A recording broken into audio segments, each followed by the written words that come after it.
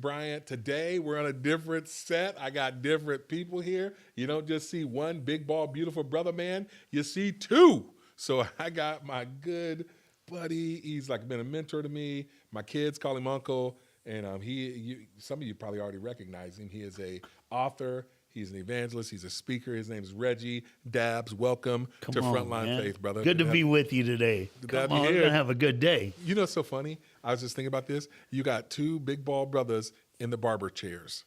When was the last time you were? All we need is LeBron James to come and sit down, and we got it going on. What's that they do? I don't even know what the name of it is, but this is better than that. Yeah. Okay, but when was the last time you were in a barber's chair? Dude, years. Because I haven't paid for a haircut since college. No, not at all. That's how they roll. So here's the deal. Let me just kind of tell you what's happening today. Taking a little bit of break from the Frontline Faith, the politics, all that stuff. My buddy Reggie's in town. He's here speaking. You're at Evangel doing their spiritual emphasis. Is that correct? I sure am. And Reggie travels and speaks all over the world. We're going to give you a little taste of what he does. But let me just tell you what today's show is going to be about. Thank you for listening. Thanks for watching. I'm going to go to it right here.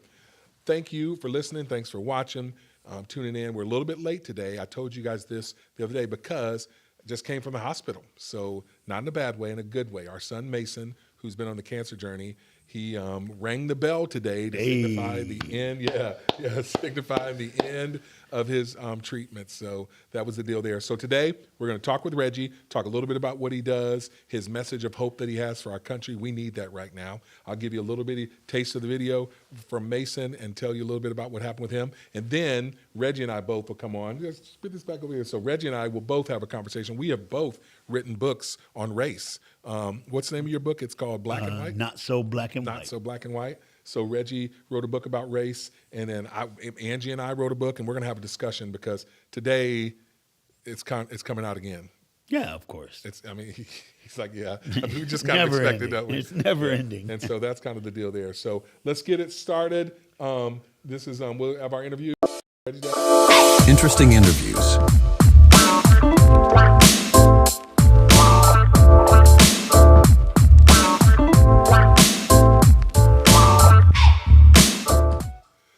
So here we are again, Reggie Dabbs. He's an author, he's an evangelist, he's a motivational speaker, he's a pastor, he's a husband, father, community member, and man, this guy, he's a mentor to me. I remember being a junior in high school.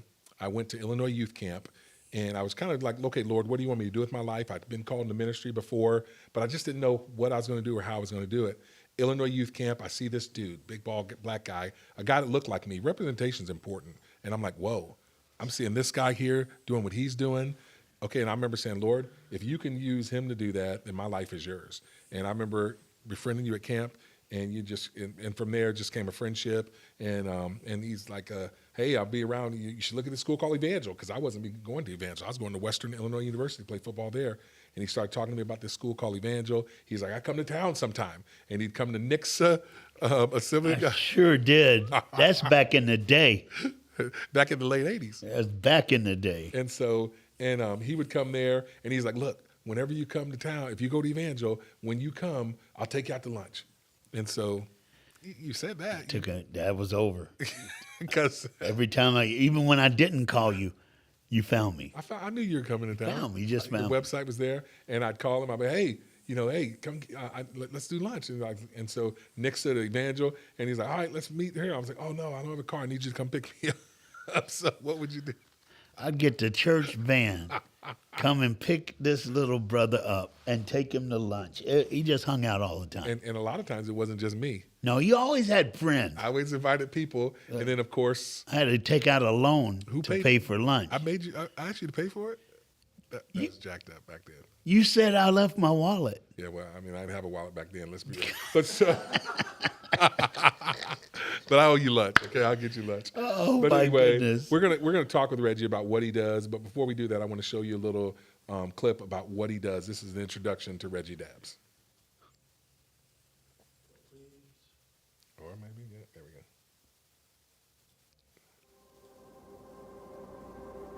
go. Oh, that's cool.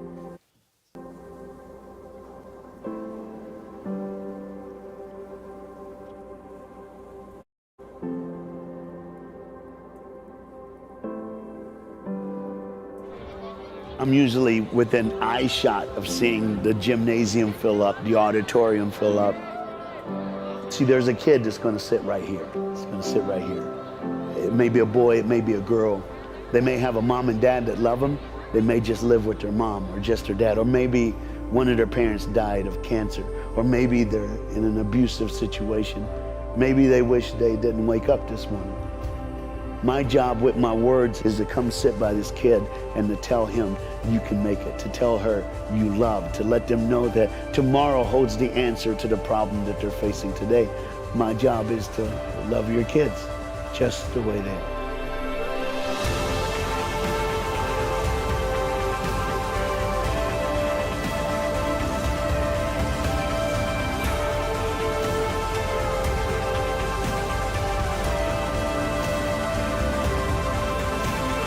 Women sneeze pretty. Women sneeze like, men are like, bah! Women cry pretty. A man's like, argh. He makes everybody feel loved and wanted. He changed my attitude. I like that so much. There's a few kids that you saw that had left the auditorium because he was so touched and moved by him. Reggie really knows how to connect to the people who think that they're alone. There's a bunch of other kids at my school that are going through stuff, and I bet he could change their lives too. Reggie has a way of not only impacting the students, but also the staff, myself included. If you're a coach in this room, you're the only dad I had. You're the only dad I know. You're the only father figure I have. And it worked. Thank you. It may be a girl who believes in herself so much that she ends up finding a cure to cancer. It might be a boy who believes in himself so much that he ends up curing hunger in the world. It might be a girl who has a baby and her son grows up and becomes the next president. It might be in this very gym that there's one kid that can change the world. Some of you want to quit. Some of you wish you could die. Not today. Not on my watch.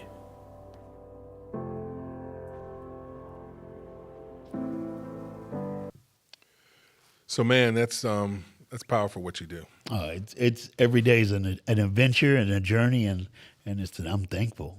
So I've kind of given my, introduction of you, but in your own words, like, what do you do? Like, people say author, motivational speaker, this or that. I've known you forever. I've modeled my ministry after you. You've mentored me. You've given me pointers. In your words, like, what do you do? Like, I just give hope in different formats, different arenas.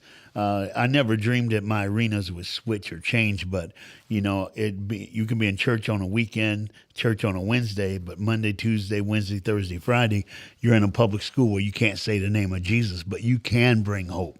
You can bring meaning to life or give a kid a reason to keep breathing. So that's pretty much what I do. I help people breathe. I was going to introduce you. I was like, he's going to be a dealer of hope, but I didn't want to put stuff in your mouth. But I can remember 30-some years ago, back in 1988, I think is when I first encountered you. Yeah.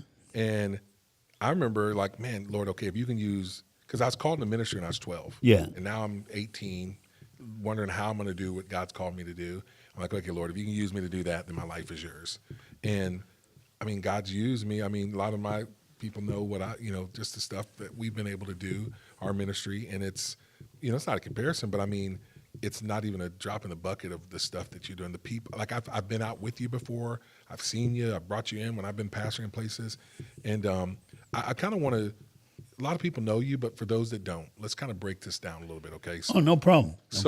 you know, you primarily, I think you got your start doing schools, going into schools. Is that kind of the deal there? Yeah, I used to do, back in the day, they used to always have youth revivals where like Sunday night through Wednesday night, the youth pastor would be able to bring a speaker and they'll do stuff every night. In that setting, I realized that during the day I would go golfing or, whatever. Then I was like, well, what if I did assembly programs in schools? Because I saw that when I was in high school. We had a couple of guys come through and I was able to get them in my high school. And then we'd do a thing at night where we would share the gospel. Back then, now you can't, but that's a whole different political thing that we could talk about if you want.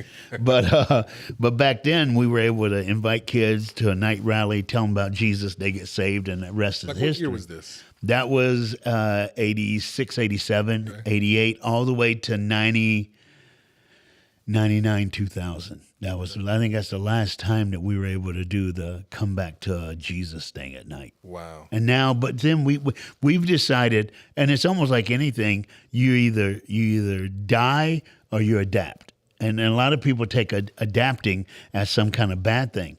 I really don't see it that way. For when they said you can't do a Jesus thing at night, so we're like, well, what if we did a family night? What if we let parents, grandparents, aunts, uncles come and see what we did during the day just for the students, and we can have them bring their parents, and all of a sudden that we get more people for that than we did for just come back and tell them about Jesus. But then we would do community events where if it's a family night, we go to the YMCA, Boys and Girls Club of America, Big Brother, Big Sister, the Baptist Church, the Lutheran, the Assembly of God, all of them. If you have a program that benefits young people, you can put it on display and, before and after the family night. So we ended up being able to bring a whole community together more than if we just did Jesus night. And it sounds weird, but it's more effective. We were really sending people to a church, a faith-based event, even more doing that way. So and I've seen it. It's crazy. Like if you've never seen, like you go do these school assemblies, you talk about hope, and a lot of it is because you tell your personal story. Kind of give a little. You got to give. Yeah. Oh yeah. I'm 6 years old. I go to school. Teacher takes attendance. Everybody has a first and last name except me. After a week of that, I asked my teacher why, and all she said was, "Your parents didn't tell you?" And I'm like, "Tell me what?" They go, "You don't have a last name." A week later was a parent-teacher conference, and my name was first. My parents came. And when the teacher got done speaking for about 10 minutes, we're leaving, and all my friends are with their parents, and all my friends' parents were young, but my parents are old. So I'm like, why y'all old? And when we got home, they put me at the kitchen table, and that's when I was told that I have a brother, 2 sisters, that my mom kept my brother, kept my sisters, but my mom gave me away because she said I was a mistake, and she wished I'd never been born.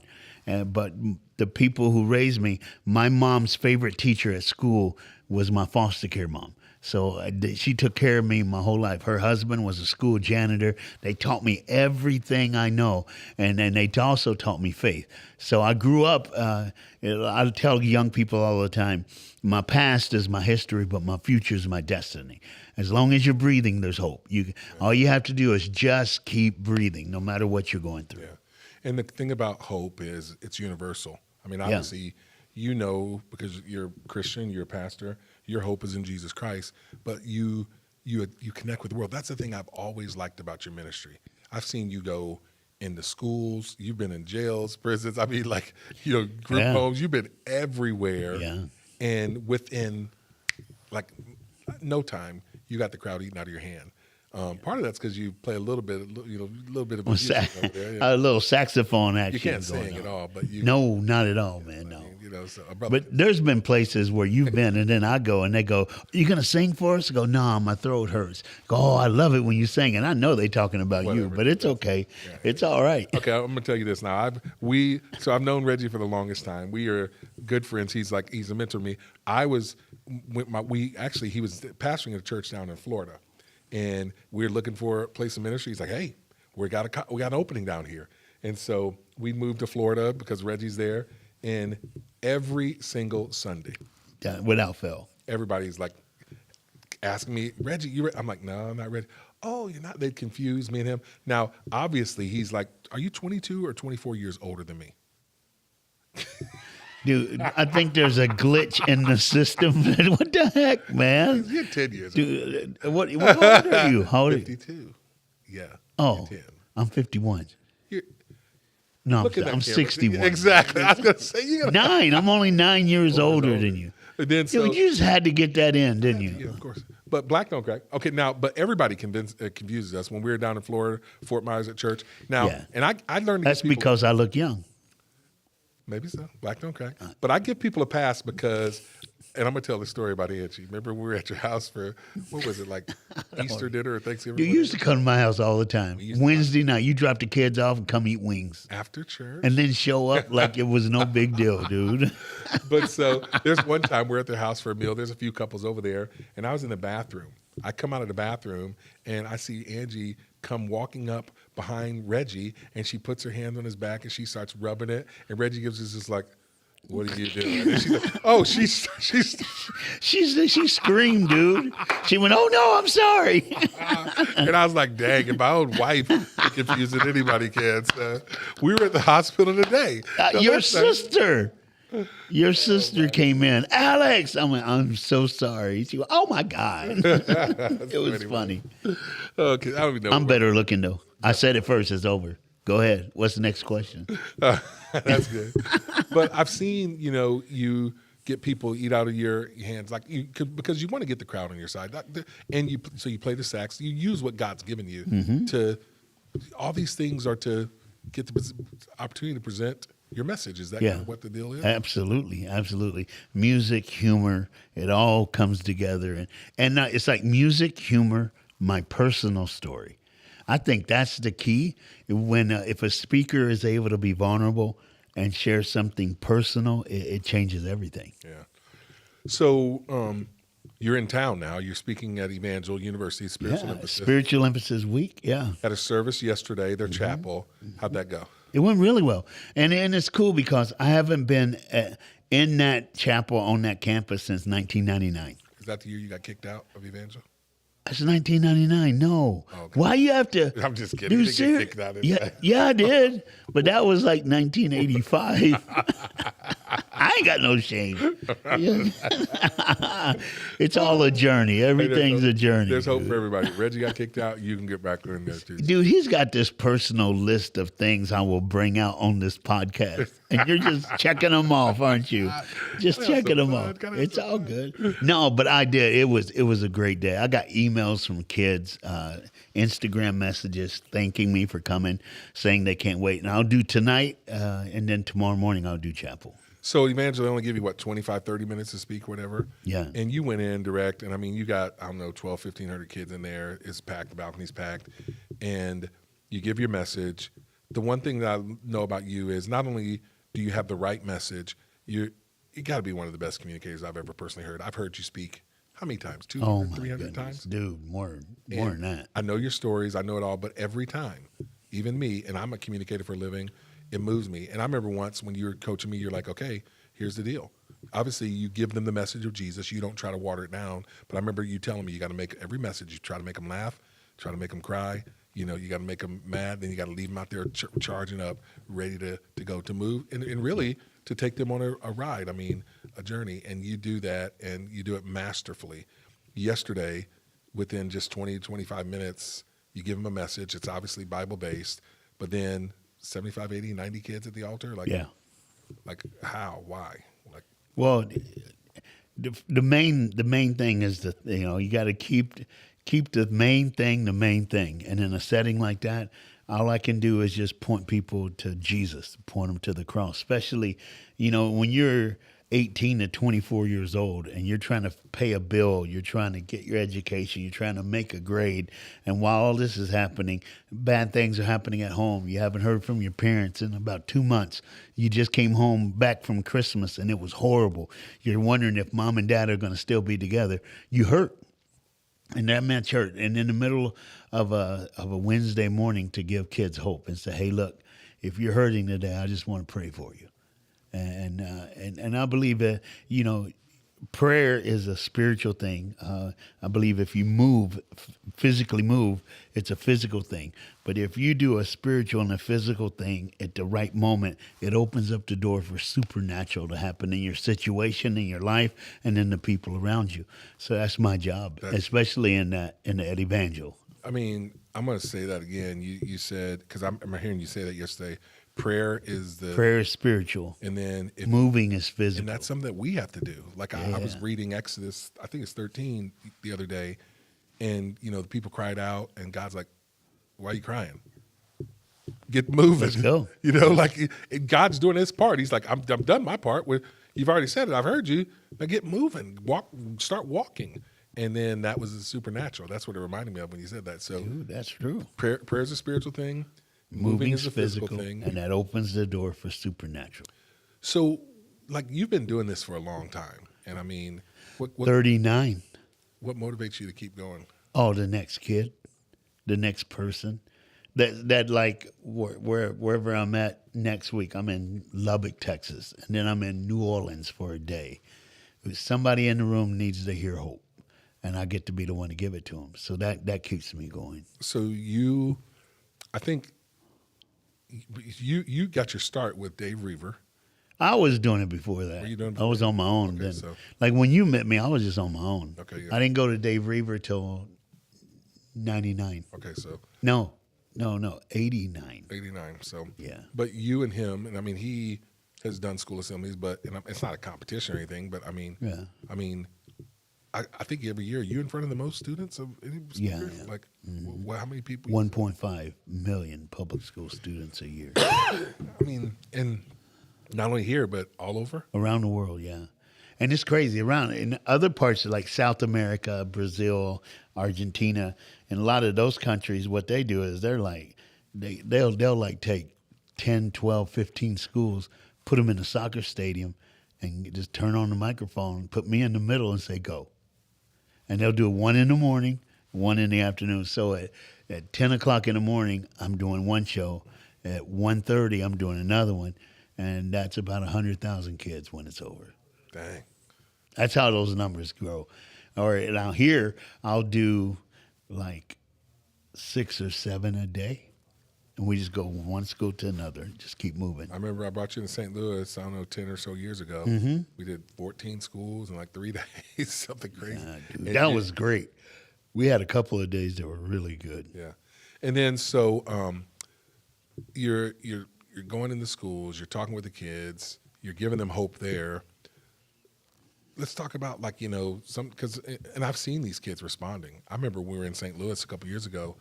The teachers I remember that one principal at one school, she was so moved. She's like, you know what? Because there was 200-300 kids that were just crying there, and she's like, stay here as long as you want. You can be here the rest of the day.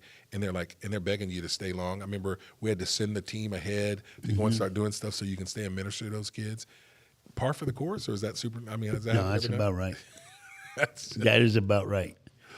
It's about right. Now there are certain schools that fight for the last assembly program of the day because they know we'll hang around. And it's cool. It's good. And you,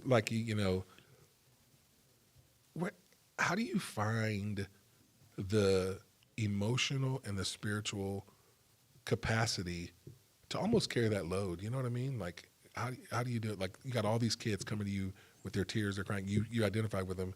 How do you find that, I got to go home. So go home is my refuge. That's like my home, Dallas, Texas, my home church, my family. So that rebuilds me because when I'm home, I don't have to do much. I just go and get fed, go to church, hold my wife's hand, and that helps. That helps me because on the road you're giving. Even when I come to Evangel, there's guys, hey, take us to lunch or take me to dinner. Kind of like you used to. It's still that way today. Last night I had your son in the car going to dinner, so it was like. But when I'm home, I've learned. You got to learn this stuff. Like back in 89, 90, 91, I'm like boom, boom, boom, boom, boom, boom. I go home, boom, boom, boom, boom, boom, boom, and all of a sudden I'm like, wait a minute. I don't feel right. And then I had to learn to regulate. When you're on the road, you're on the road. When you're home, you're home. You just got to somehow be able to sit. And I also learned the balance between, there's 52 Sundays in a year. And as the preacher part of me, you kind of want to preach all 52, but is that healthy? Yeah. And I found out it's not healthy. So I'll preach 15 Sundays a year, 18 Sundays. That's about it. But the other ones, I'm not fishing or golfing. I'm at church listening to somebody preach to me. Amen. Because I feed the spiritual man and the physical man.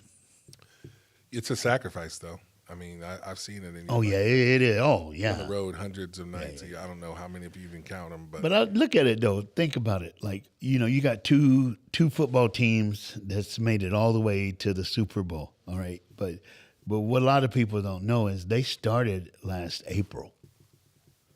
Right after the draft, they had OTIs or OTAs, whatever they call them.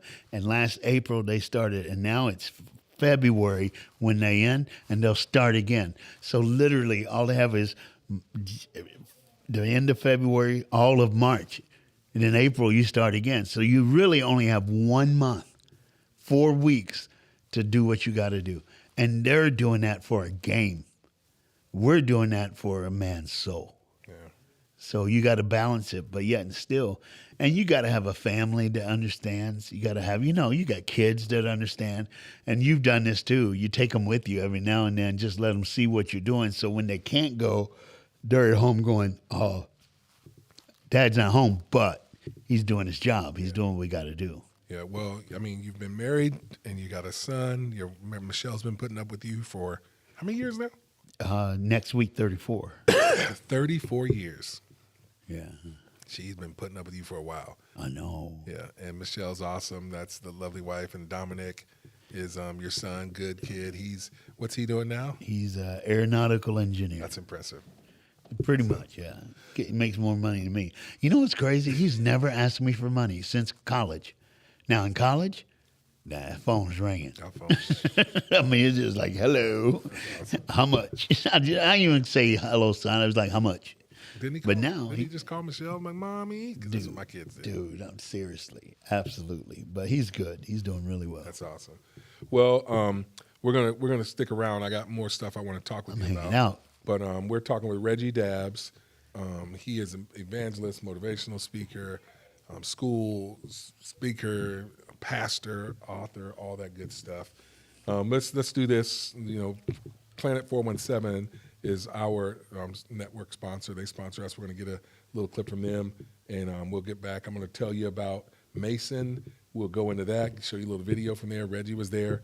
And then I want to have a conversation with Reggie about race relations. You wrote a book on that. All right. Not So Black and White. So we're Frontline Faith with Alex Bryant. Stick around.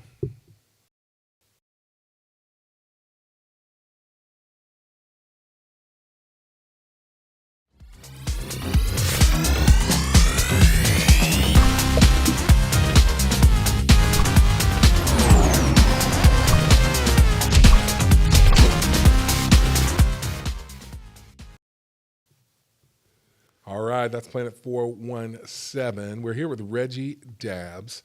We're talking with him. So Reggie's like really a family member. Our kids have called him uncle. I remember when we had all of our kids, Michelle and Reggie, you guys are around for that. I remember and specifically, this is the funny when we had our fourth boy. Michelle wanted us to have a girl so bad. Remember this? Oh, yeah, she did. We were told that our fourth son, Joshua, he's 16 now, that he's a little girl. And the first ultrasound showed that. So Michelle wanted to be the first one to get us a baby girl gift. She had ordered it in advance. I go to the doctor's appointment. I come back, and in the office at the church, the gift is there on my desk, and it's a little diaper bag, custom diaper bag with Katie Bryant, because we said we're gonna have a girl, Catherine Elizabeth. So she'd already pre-ordered it by faith, right? And so this is for our son Joshua, who we thought was a girl. For a month and a half, we thought he was a girl. So we go for another ultrasound. Angie goes for her, and the tech is like, oh, yeah, well, he's doing fine. She's like, wait, no, you mean she? Oh, no, this is a little boy, and they show the ultrasound, and Michelle was so devastated. I remember her She coming. was so mad. She took the diaper bag back. She like took her gift back. She was so mad. But it eventually, like a year and a half later, we ended up having a little girl, so we ended up getting it. But they've been around for all that stuff. And so Mason, You were averaging a kid a year for about 15 years there, bro. just for about 10 of them. Feels We only have 5 years. Feels like it.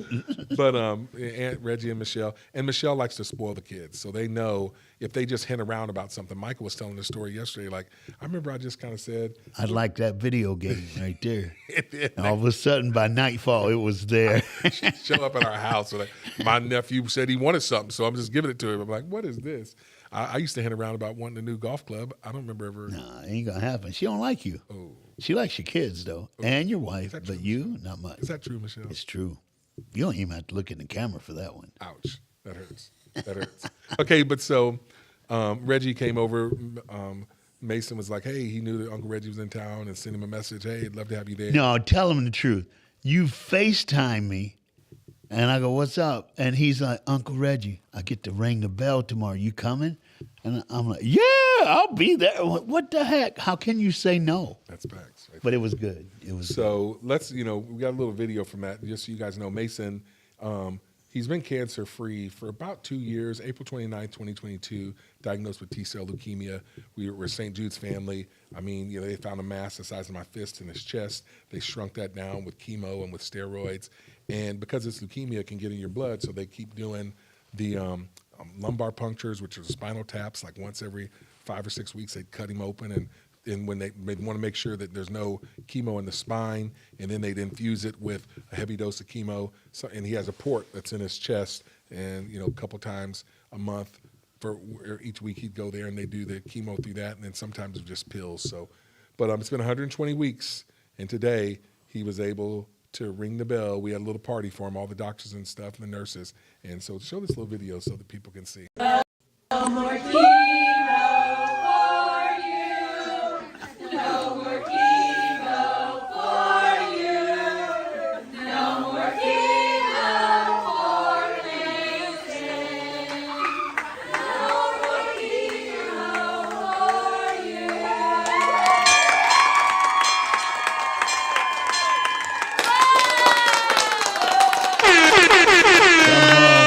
That is awesome. I can watch that over and over, and that's a video Reggie recorded. I'm glad that he was able to see. Dude, I'm a good cameraman. I see the zoom in and everything. Come on, man. I had it We're from making the it other, happen. I had it from the other end. I'm gonna put them all together. I just kind of like looking at all that, but we're just so thankful and blessed that the Lord's had His hand on Mason. I had no doubt at the start of this journey that God was going to heal him, but I remember. God just said it's going to be the journey, though. Yeah, but what was when he's waving the confetti coming straight towards you? What was going through your head? Thankfulness, just thankfulness. Again, I just knew God was going to heal him. I know he's going to be fine. I know that cancer is going to come, but it's been hard. It's been a journey, man. I mean, it's been hard. Just. Watching him go through it, seeing his body change, seeing him deal with it. I kind of keep asking what he's learned from it, just seeing the growth. And then it's been hard on our family, emotionally, spiritually, physically, mentally. And so you kind of want to. Yeah. And yeah, like everything just came. It's like, man, I'm thankful. I just never doubted that God was going to heal him, but almost being at the end of the journey, tears of joy. But I'm tired too. Tired. Can't imagine. And just knowing what it's done to my family. Like as men, we can handle stuff. I can handle it. But just seeing her, Mason and Angie. On this last almost 3 years of treatment, they've been to Memphis extended times, like 4 different extended times, twice for 3.5 months each, and then another 2 times for like 3 to 4 weeks. And so, you look at about 8 or 9 months that they've been gone. It's almost a year. And I'm doing my best. Katie, is, she's 15 now, and, that was when she was 12, going through girl stuff. And then so being by myself here with that, but I'm so thankful. I had no doubt that God was going to heal him. He's healed in Jesus' name. But God told me it's like the journey is going to be tough, and it has been. But at the same time, what's crazy about it? This has been the best years for our ministry. I mean, the last couple years, we've seen 160 people saved through our ministry. I just went this past weekend and spoke at a church and did about 4 services. 78 people came to know the Lord, and so it's been so good. I've been on the road. I'm not as much as you, obviously, but it's been it's like the devil tried to slow us down and stop us, but what the devil meant for evil, God's using for good. Then even to see Mason, this has changed what he wants to do with his life. He wants to be a child life specialist. Yeah. Wow, they were even saying this morning how he's going to go and volunteer there with kids. Yeah. Dude, so how, and it's like the Bible goes that God has ability to take your tragedy and turn it into a triumph. That's right. That he'll always turn it around. How does Fred put it? Late in the midnight hour. God's going to turn it around, and around. And I've seen that. And then to see it change Mason, he was maybe wanting to be a dentist before, a pediatric dentist, but now he's like, I want to be a child life specialist, which those are the people. And I remember when we was in the hospital in St. Jude, he was there in the actual hospital for 58 days one time, almost 2 straight months, throwing up 4 or 5 times a day because he had pancreatitis. He had cysts on his pancreas. And there'd be people, child life specialists, that would come in. They would play Legos with him or do the ukulele, anything just to kind of spend time with him. That's what he wants to do. And he's always loved kids. He's going to be great at it. And there's a program at Missouri State, and so that's what he wants to do. And he wants to eventually work at St. Jude's. And I'm just proud of him. I'm proud of his toughness, his resolve. I was asking him this morning. He's like, God's used this to help mature him and to give him joy. And what the devil meant for evil, God used for good. Come on.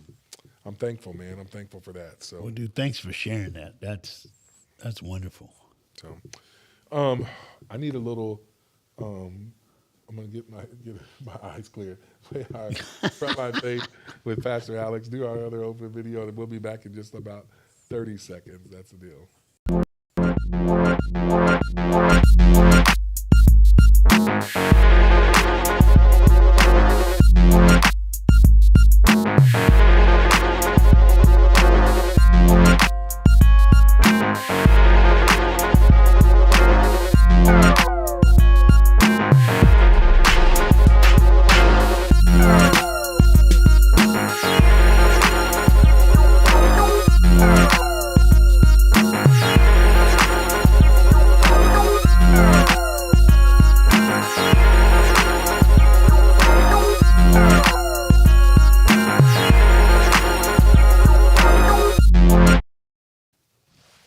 Welcome back to Frontline Faith with Alex Bryant. Man, I'm honored to have a good friend of mine, pastor, author, motivational speaker, Reggie Dabbs here from Texas. Come on. That's an ugly. Go Cowboys. Oh, my. Come on, go Cowboys. Let's go. What? Oh, what? There you go. We got 2 Cowboy fans in here. I knew Frizz was going to like that. You're not really the Cowboys? 5-time Super Bowl champions. They've not won the Super Bowl in Frizz's lifetime. Wait, what's your team? Ooh, let's not go there. This is about the Cowboys, not the Bears. 4 more and you'll be tied. I mean, whoa. We have more NFL championships. 4 more and you'll be tied. We were winning them before it was called Super Bowl. 4 more. We've won 12, bro. 4 more and We've you'll won. be tied. You're talking about Super Bowls. Yes. We've won in the modern era. Championships. Oh, modern era. They always say. I can barely say that. Yeah, modern era. Okay. It's been 30 years. That's okay. So, okay, I got to set this up. And, I want to say this too. Reggie, one of the things I've always admired about you, and Reggie doesn't have to dive into politics. He does his civic duty. I know that he votes, both him and Michelle. And but like if you, to you, you don't care if they're Republican, Democrat, Independent, whatever. No. Because, a hurting person's a hurting person. Absolutely. And that's what God's called you to do, and I love that. This is a cool thing about the body of Christ. God uses different parts of us to do different things. As our ministry's gone, he's using our ministry, Alex Bryan Ministry, Frontline Faith, to talk about some of these, and you've heard me say this a lot, these issues that are theological issues that culture's talking about, but we've relegated them to politics. I want to take them back from politics, and I want to talk about some of these things. And so that's my calling. That's what God's called us to do. God's called Reggie to go and bring hope. And again, different callings and stuff. So I'm not trying to get you into the political arena. That's not it at all. Unfortunately, racism, that is I believe, a theological issue. Racism's been in the Bible. Yeah. But now it's all about politics and it's weaned in there. And a couple years ago, you wrote a book, Not So Black and White. Show his book. I want you guys to go check this out. Not So Black and White, by Reggie Dabbs. And is it John Driver? He's your Yeah. So, but what's the book about? And the whole thing, this all started when George Floyd died, and it all hit the news, and everybody was going crazy. My phone rang, and it was John Driver, and John lives outside of Nashville, Tennessee. He's a pastor, and he goes, "Hey, I need to ask you a question." I said, "Cool." He goes, "What's it like being black in America?" And I started laughing, and then I realized he wasn't joking, and he goes, "My wife," I'm looking at her, I go, I don't understand. And my wife told me, "You have a friend who's black, why don't you call Reggie?" And he goes, "Can I ask Reggie?" He goes, "You've known each other since you were 18 years old. If you can't ask him, you can't ask nobody." So he asked me, and we just started talking. And he goes, and he's one of those theological dudes. So he'll have a conversation, record it, go back and listen to the whole thing again. So he goes, "I'm going to push record." I said, "Do it." I figured you would. And we started talking, and it all came down to one thing. His daughter, his daughter's like just starting to drive. And so I go, "Okay, John, let's think about this. Your daughter, she gets in the car. What's the first thing she needs to do?" He goes, "Put on your seatbelt." I said, "That's not what my dad taught me." He goes, "What'd your dad teach you?" I said, "Well, let's see if you can guess." He goes, "Adjust the mirrors." No. "Make sure the seat's close enough to the pedal and brake." No. And he says, "Okay, what did he do?" I said, "My dad taught me to take my wallet out of my back pocket and put it in the cup holder. That way, when I get pulled over, the policeman won't shoot me because he thinks I'm reaching for a gun." First thing. And then we ended up with the book on Good Morning America and the Today Show. And the guy interviewing us, he goes, "The thing about the car, the wallet," he goes, "That's what and he was a black guy. He goes, "That's what my dad taught me." And I said, "Of course he did." And he goes, "And white people on the TV," it was like, "No way, I can't believe that." So it's something so common, so easy, that is so polarized, little something like that. And what we have to do is, instead of looking at what separates us, we got to find out what brings us together. You think about the Bible, and you said it. You said there was even racism in the Bible. Yeah. The quick parts are the woman at the well. Okay, Samaria. No one ever goes through Samaria, but Jesus did. But then he sent all the disciples to get food, and he waited by the well. Nowhere else does he send everybody to get food. There's other places where he sent some of the disciples, but he never sent them all. There he sent them all, because if any of them stayed, they would have messed up what he wanted to do for that lady. Now the question is, if Jesus uses us, which he does, which one would you be? Would you be able to stay, or would he have to send you to Chick-fil-A? Wow. These are things, that's what my idea, and John, we wanted to make those kind of thoughts come up. So cool. It's not something that you can discuss it in a group setting. There's people who've used the book. There's colleges, universities that use that book. But there's also, it's something that you can read it and go, okay, wait a minute. What about me? How about the Good Samaritan? The Good Samaritan is crazy because Jesus, you tells a story where the preacher doesn't help. The guy who sings and worship, he doesn't help. The Levite doesn't help. But it was Samaritan, the least of them all, who not just helped, took the man, paid for everything, and gave him more than he deserved. He did it on purpose. I'm going to tell you this too. So these are things like you gave a lot there. It's good stuff. I want to hit on some of these things. It's important for us people to share their experiences. It's important for people to know other people see the world differently. My kids don't experience the world the way I do. I'm a little bit younger than you, but I wasn't taught put the wallet in the glove on the cup, but I was taught, hey, but at that time it was license and registration in the glove compartment. My dad told me, and you get pulled over, keep your hands at 10 and 2, have the window rolled down. When the officer comes up, you say, sir, can I get my license and registration out of there, because you don't want them to think you're reaching for anything. Absolutely. So they're and the thing is, and this is the reality of it, a lot of black kids are told what to do if you get encountered with police. I mean, that's just the reality of it. Well, you have to, otherwise something happens to them. Oh, I should have told them. You can't wait for no shoulda. You got to take care of it now. And a lot of people and you know what? It's like people go, yeah, well. You're gonna always have that, but that doesn't mean it doesn't devalue what you went through or who you are. Right. I went to the school I went to in Minneapolis, Minnesota, North Central University. It's so funny because now, after I've graduated in my career and all that stuff's coming out about when I was a student there. I used to work probably 12 blocks from the school, and twice a week walking home from work, I would get pulled, I walked, and the cops would whoop, whoop, lay down on the ground. I used to wear dirty old clothes because I knew there's a 50-50 chance I'm laying on the ground in the snow, in the cold, in the rain, while they look in my wallet, and then they pull out a North Central Bible College ID, and they go, tomorrow we're calling the school to make sure you. And they'll call. And then the president would send for me, and I'd come in his office, and he'll go, you okay?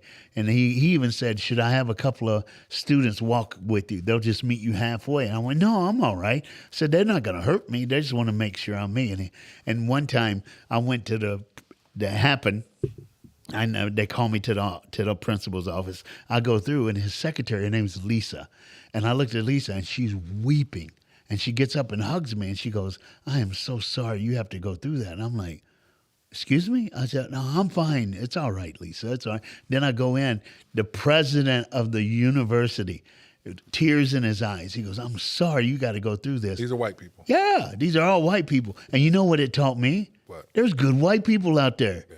And literally. And now I'm able to bridge gaps because I know not all white people will treat you bad. Yeah, but Reggie, there's some people. I was talking to a young black kids in my ministry just today because they're hurting, they're mad, they're frustrated.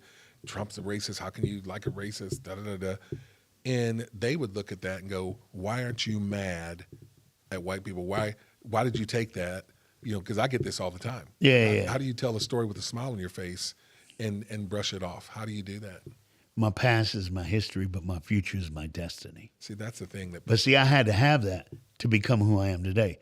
And and then you start putting pieces of the puzzle together. Like all of a sudden, I go to Australia, and there's a group called Hillsong and Planet Shakers, and they do schools like I do, and I do schools, and I go do schools for them. And they go, do you have a couple of friends that could come over and do? We got more schools. I said, dude, I got a couple of dudes. They're rappers. They went, oh snap! Australian kids love rappers. So I come back and I go, I got two guys. They can come. They'll do a week and they'll do stuff at the rally. Cool. So a guy named Lecrae and a dude named Tadashi, we all went to Australia. We do all these tours and stuff, and they're called the 116 crew today. And there's a few of them, but they like straight up famous now. And you know what they call me? What? The Godfather. Because they go, if it wasn't for Reggie, we black people wouldn't be in them white churches. We wouldn't be making these albums, and kids wouldn't have 116 on their jersey and have the tattoos.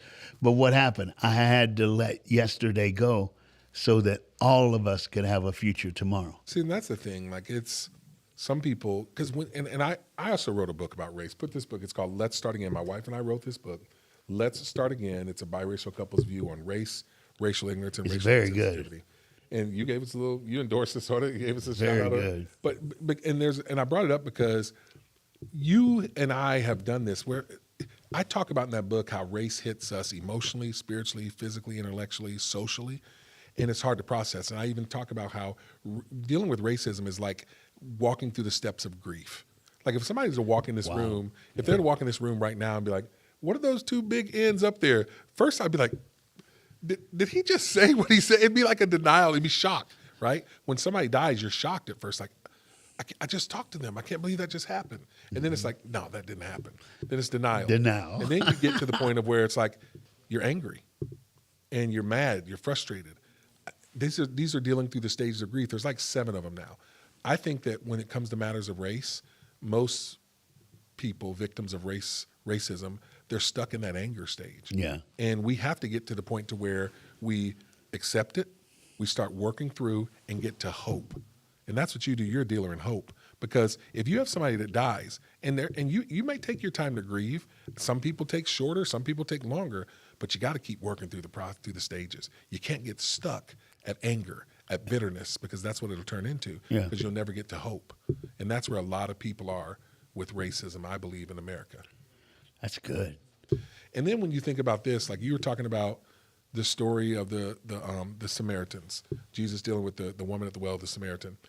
The history of that is the Jews were racist against the Samaritan people. They hate them because they were the bottom of the food chain. Because when the Assyrians and the Babylonians came in and conquered Israel and took most of Israel back into captivity, they left a remnant, and that remnant of Jewish people married the Babylonians and Assyrians, so they were half-breeds. They were mixed. So for 100 years, the Jews didn't even go through Samaria because they didn't want to talk to them. If the Jewish people who had the message of salvation didn't even walk through their country or talk to them, they're obviously not giving them salvation. So when Jesus came and had that encounter with them, and the lady goes, "Why are you talking to me?" And the thing is, like you, and I love you the way that you took it. The disciples didn't see the bigger picture of that. No. It's about the gospel. They're so busy going, our relatives hated them. I'm not talking to no Jew. I'm going to get food. They're probably like, why we come this way? We should have went the other way. We could have went by Popeye's chicken, but no, now here we are over here. I mean, Popeyes is never too wrong. Popeyes is good. Yeah. But this is the bigger picture of this stuff. And like Reggie, the joy that you have, the forgiveness, the love, the peace. A lot of people don't have that. I really want you to talk to people right now. Give them the message in that camera. I want you to like that one. Yeah, give them a message. I can do that. Give them and it's simple. It's simple. You cannot change your past, but you can change your future. You can't change what they did. You can't change what they said. Now, here's what's great. The great thing that God did for us, he gave us a memory. He gave us a way to remember things. Like when the stove is on and you touch that red because you love red, you only do that one time because it burns you, and you don't want that to happen again. But we can't treat people the way we do an eye on a stove, because people can be better. People can treat better. People can help your dreams come true. It takes people to help people to change lives. So what you have to do is decide, I'm not going to stay there because there's a better future for me and everyone with me. And you just got to choose. You got to choose. Yes, I got hurt. Yes, it was. But you know what? I got God. And me and God are going to walk into another situation, and it's not going to be the same, because if I get hurt this time, God's going to protect me. He's going to take care of me. He's going to get me through it. But what you have to do is you cannot stay where you're at. It's almost like, you remember when, if you learn how to walk, I've never, ever, ever, ever seen anyone who ever was able to say, when I was born, I came out walking. Who could you imagine? Delivery room, doctors like, push one more time. All of a sudden, kid comes out, what's up? I'm here. It ain't happening, dude. Where's my diaper? I got to go. And they walk out to the cafeteria, get a cheeseburger. Not going to happen. But guess what? You've never seen an 18-year-old crawl in a room and go, I tried walking, but I fell. I ain't never doing that again. You know, you taking them to a doctor. You know why? We fall down, but we get up. Come on. Even in racism, we fall down, we get up. There's people who are going to treat you bad, but there's people of the same color that's going to make your life a better life. So, Reggie, I'm not hearing you say that racism doesn't exist. There's, just ignore it altogether. I'm not hearing you say that. No. No, that would be, now that's stupid. Okay, that's just straight stupid. But the thing is, though, that's a lot of people, like, they if they hear you saying a message like this, they're going, well, he'd never experienced anything. Like the same guy that just said he gets pulled over going to school. Walking I know that's like to work and home. But I want you to hear this, people. I want you guys to hear this. He's not denying that there's racism, that there has been, that there still is. There's still some knuckleheads that are racist. But what he's saying is, with God, rise above. We can get past it. We're making the world better than what we have. And that isn't our ultimate goal as adults, to make the world better for our children who's coming after us. Because the bottom line is simply this, the most tragic thing when a helicopter hits an airplane and people perish and die, and we're watching it on TV. And for one moment, everybody who saw that was simply thinking, what if it was me at 9:00 last night? What have I done? What can I do? When you start live like you're dying. Man. There's the phrase. And if everybody would do that, there's certain things that we let bother us that would not bother us. Watching your son ring that bell. Dude, there are certain things that used to bother you. Yeah. They ain't bothering you no more because you've walked through it. And that's what we have to do as people, as a family, as a nation, as a world. I want to kind of get into some weeds a little bit. You got some time? I want to get into some weeds. Yeah. Because let's talk about some of the things that people are grappling with. I mean, and again, you don't dive into the world of politics. I do, but there's no denying that President Trump is a polarizing figure. Absolutely, and a lot of people equate him with racism.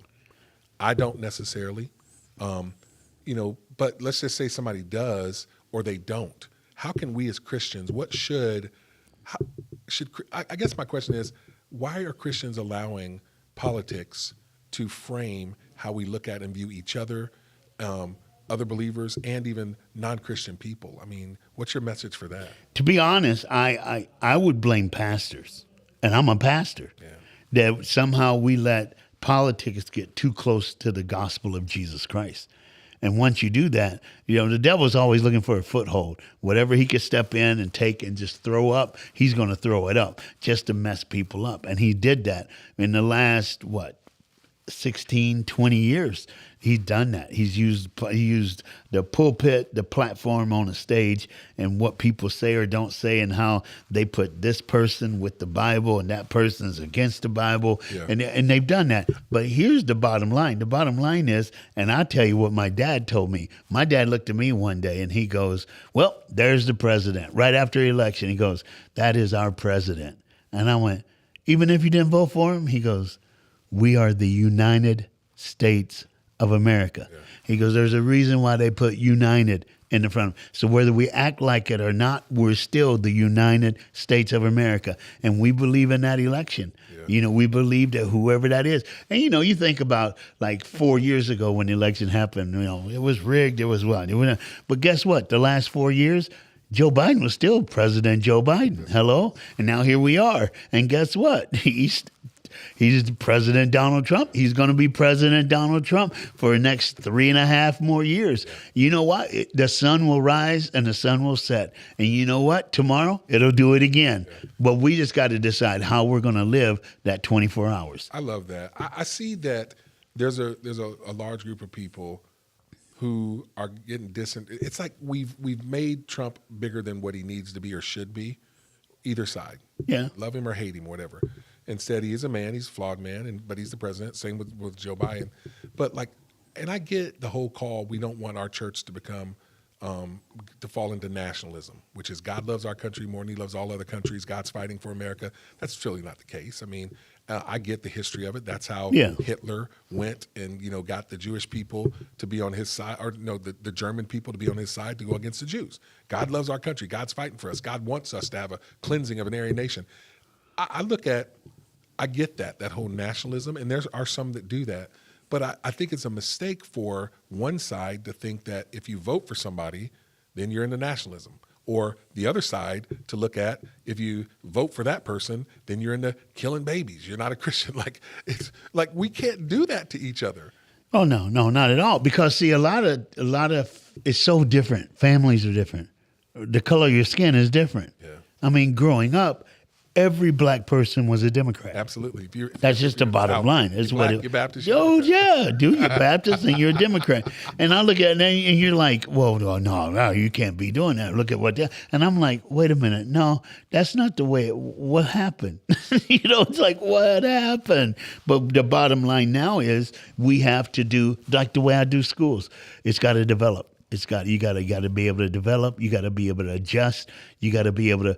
And there comes a time when just that old song. You're my brother. You're my sister. So take me by the hand. Together, we will work until he comes. Okay, so I want to land the plane on that.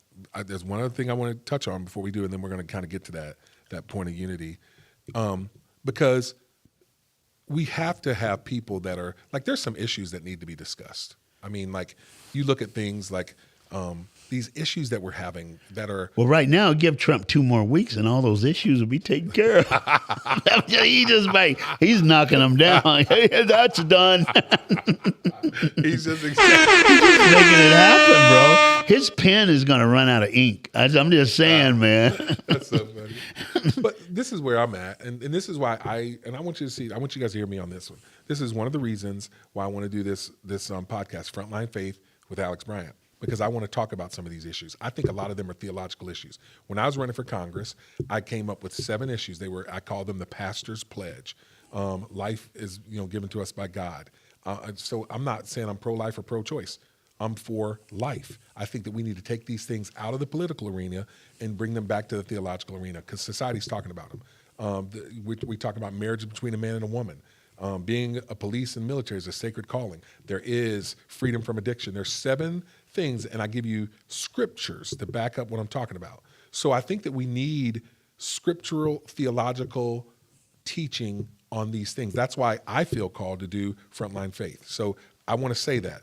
Now, here's the thing I want to get back to you with, Reggie, and I want you to I want you to give a thought on this. And this is what I say to anybody.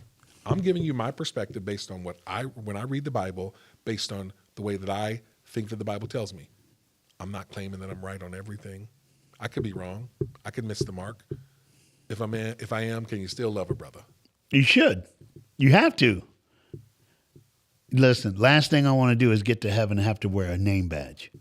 Listen, I want people to already know who I am, man. And if I separate people from what they believe or don't believe, I'm going to have to put a name badge on. Yeah. And I think it's going to shock a lot of people who's in heaven and who ain't there. No, you're right. You're right. That's kind of where I'm at with it. And I just want to encourage us, as we're grappling with some of these issues, let's first of all look at them from a theological perspective. Don't allow your R or your D, Republican or Democrat, to taint things. I do think that our theology should inspire our politics. I think that we should vote. Yeah. We're told that's a part of being patriotic, not nationalistic, patriotic. Pay your taxes, serve in the military if they call, vote. These are things that we do for patriots. And based on your understanding, your reading of the Word of God, it should inspire the way you vote. It may be different from me. I got friends that are Christian, love the Lord, black, white, that vote completely different than I am. We have conversations. We sharpen each other. We might even jab each other, rib each other. We interact. But at the end of the day, it's my brother and sister in Christ. And I think you can be a Democrat and still be a Christian. I think you can be a Republican and still be a Christian. I think you should be an independent and still be a Christian. Now, I think that all of those groups should be working to make sure that the party platforms that you support lines up with what the Word of God says. That's how I look at it. So I appreciate your teaching, your leading on issues of race and talking about it. You're never shy away from talking about these issues, but you know how to keep it, which is the main thing with this Matthew 28:19, making disciples, brother. And when you look at it my whole life thing is, act justly, love mercy, and walk humbly with my God. And now only individual knows if they're doing that or not. That's good. So that's it. So that's good.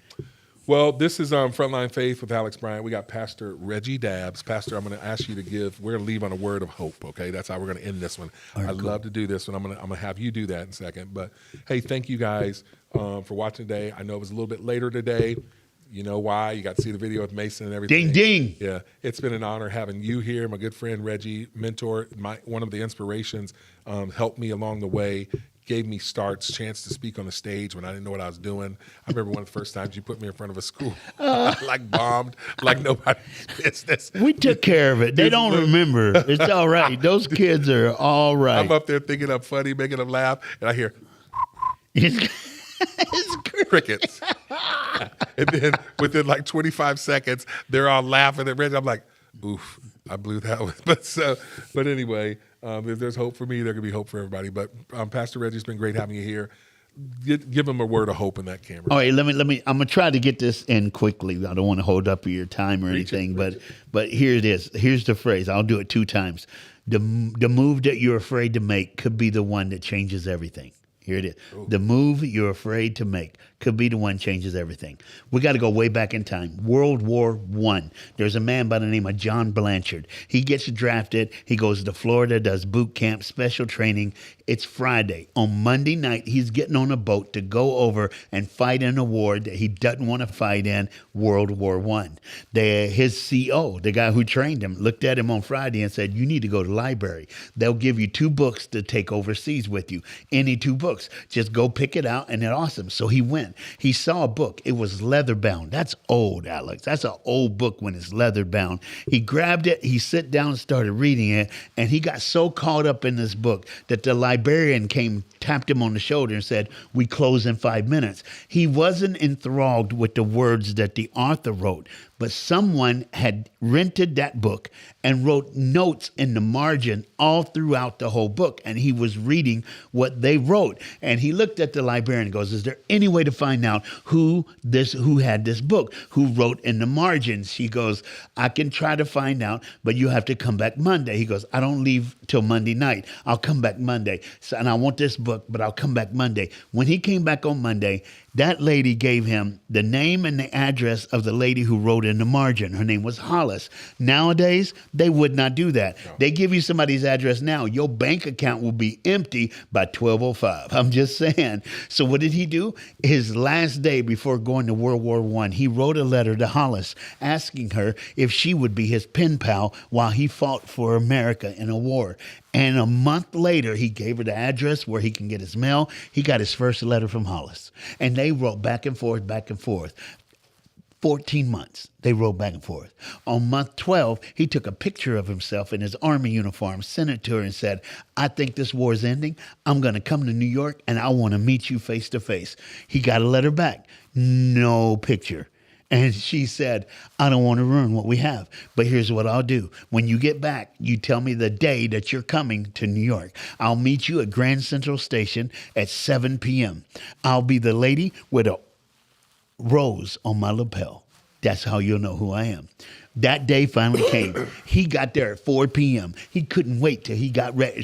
6:55. He stood up, straightened his uniform, and he's looking for somebody with the rose. There was a lady, blonde hair, blue eyes, green dress. When she walked by him, she winked and said, hey, soldier, going my way? Instinct took over. John Blanchard took 2 steps toward her. Then he realized she didn't have a rose on her lapel, but he had to make a choice. The move you're afraid to make could be the one that changes everything. He had to make the right move. He wasn't there for the green dress. He was there for the rose. When he looked as she went by, there was a lady, mid-40s, gray and black hair tucked into a baseball hat with a red rose. He walked straight up and said, my name's John Blanchard. Here's the book. Here's the one you wrote in the margin. And the lady smiled and she said, son, I am so sorry. I have no idea what you're talking about. All I know is the woman in the green dress asked me if I'd wear this red rose. And if you came up to me and said what you just said to tell you, you passed the last test. She's in the restaurant across the street waiting for you.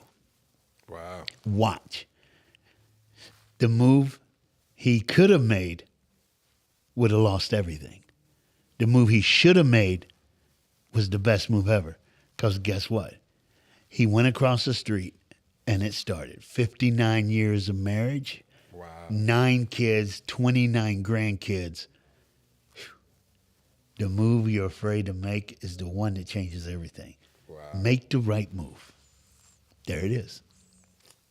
That'll preach. That will preach. So, man, Reggie, thank you. It's been a privilege and an honor. Come on, man. Can I come back sometime, sit in the barber chair again? Anytime. Come on. Dude, even the engineer said anytime. I like that, man. Hey, that's all we got for you this time on Frontline Faith with Pastor Alex. Hey, as always, like, subscribe, share it, and we will see you next time. Peace. Word.